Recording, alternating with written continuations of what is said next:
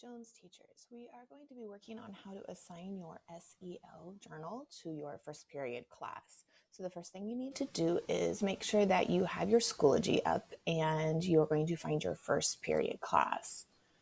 You'll know that it's first period by it saying section 1. If you're a co-teacher, it'll also have an O1. We will show you how to copy that over if you're not sure how to do that for your collab classes.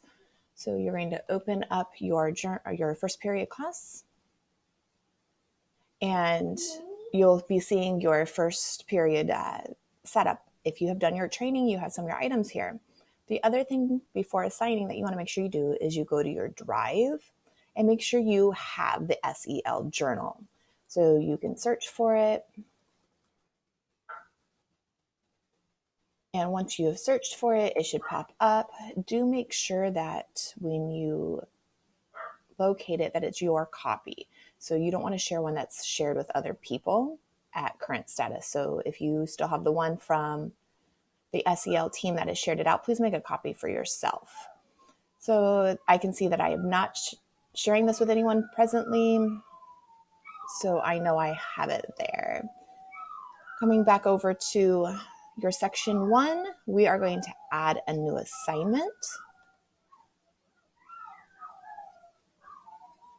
Once we have a new assignment, we're going to give it a title. So we are going to title this SEL Journal. And in the description, let's tell the kids that this journal is going to be something that we'll be working on all year long. So we're going to tell them this is your social, emotional learning journal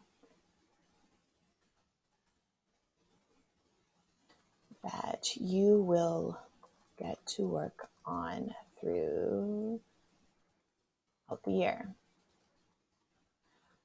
You will share this with all of your teachers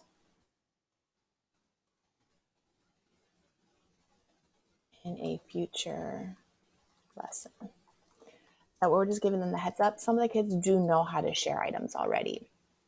So then you're going to click on Google Drive Assignment. Once you click on Google Drive Assignment, depending on what you've recently worked on, your SEL journal may come up top. If it doesn't, come up to the search drive. And once you've typed in SEL journal, your search will populate your journal. So you can see that I have one that is a shared one, and then one that I have for myself. It's just a little easier to ensure that the students actually get their individual one if you've put one individually to your drive. So I'm going to click on that. I can see it's highlighted. I know that it is ready to attach. Now that I see that it's attached, I have my title, I have my description, and it says I've attached my SEL journal. And over here, it says it will create a copy file for each of our students. So this is how we know that it's not just sharing it for them to view. We know they are able to work on it. It will be up to you if you want to put a due date, because we will be working on this in each class, but we don't want the kiddos to submit, because if they submit, it'll make it to where they can't edit it. Coming down here, I'm going to let the kids know it's an ungraded item, and all items are ready to go. So I'm going to hit create.